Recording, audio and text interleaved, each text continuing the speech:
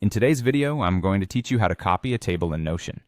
Notion is an incredibly versatile tool used for project management, note-taking, and organization. It's perfect for individuals who like to keep everything in one place or teams who need a shared space to collaborate. Within Notion, tables are often used to manage data efficiently. Sometimes you might need to create a copy of a table, perhaps to test out a new format, make changes without affecting the original, or simply replicate the data structure for a new project. So let's dive in and see how you can easily duplicate a table within Notion. First, ensure you have opened up your Notion workspace and navigated to the page where your table is located. Once there, you need to hover over the table that you want to copy. As you move your mouse cursor over the table, you'll notice that a menu appears at the top right corner of the table.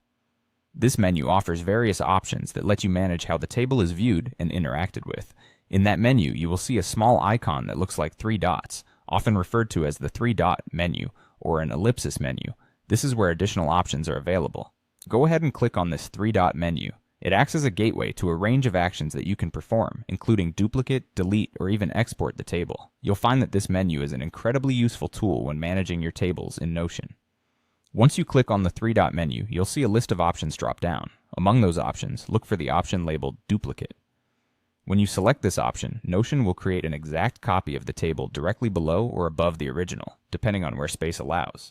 This duplication process preserves all the existing data, formatting, and any specific settings you've applied to the original table. It's a quick and efficient way to make an exact replica without having to set up everything from scratch. And there you have it. You should now see a duplicated version of your original table. With this copy, you can experiment, reorganize, or modify your table data without any worry about losing the original setup. Now, a quick tip. If you're planning to make significant modifications and want to ensure you always have a backup, regularly duplicating your table can serve as a versioning system. This way, you'll be able to revert to previous versions if changes don't go as planned.